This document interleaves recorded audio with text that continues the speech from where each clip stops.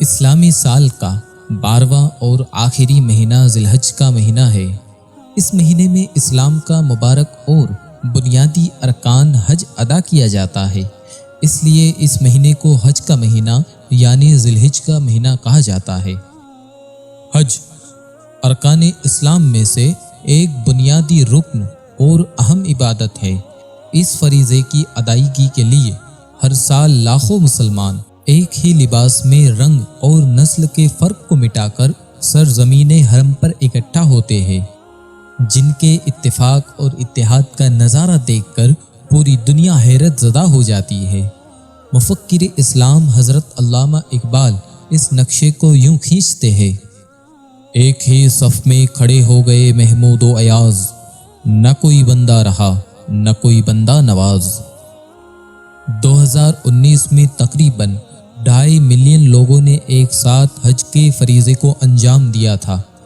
یہ لمحہ حاجیوں کے لیے کسی عظیم نعمت سے کم نہیں ہوتا، کیونکہ بارگاہ الہی سے ان خوش نصیبوں پر خاص کرم نوازیاں ہوتی ہے اور ان کو حج کے بدلے میں ایسے عظیم الشان انعامات سے نوازا جاتا ہے کہ جن کے بارے میں سننے کے بعد حج کی طاقت و قدرت نہ رکھنے والوں کے دل میں بھی اس مقدس اور مبارک مقامات کی زیارت کا ارمان مچلنے لگتا ہے۔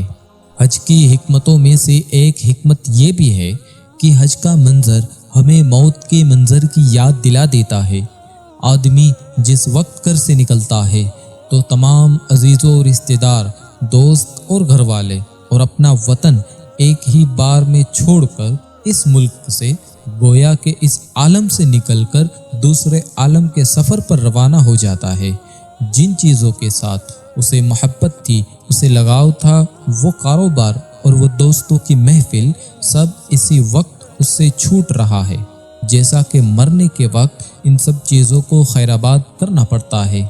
روانگی حج کے وقت یہی چیز قابل غور و فکر ہے کہ یہ وقت بھی یقیناً آنے والا ہے جب یہ ساری چیزیں ہمیشہ کے لیے چھوٹنے والی ہے۔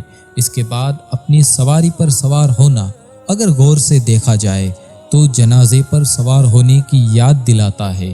کچھ لوگ گھر کے کنارے تک اور کچھ لوگ شہر کی سرحد تک تو کچھ لوگ ایئرپورٹ یا جہاز تک ساتھ دیتے ہیں اور پھر واپس چلے جاتے ہیں، جیسا کہ آج جنازے میں ہمارے ساتھ ہوتا ہے کہ کچھ لوگ کندھا دے کر ہی جنازے سے واپس چلے جاتے ہیں اور کچھ لوگ نماز جنازہ پڑھ کر اور کچھ قبر پر مٹی ڈال کر واپس چلے جاتے ہیں۔ احرام کی 2 سفید چادریں ہمیں ہر وقت کفن کی یاد دلاتی رہتی ہے۔ کعبے کے غلاف سے لپٹ کر رونا اور رب سے توبہ کرنا گویا کی قیامت میں اپنے گناہوں کو یاد کر کے رونے کی مثال ہے۔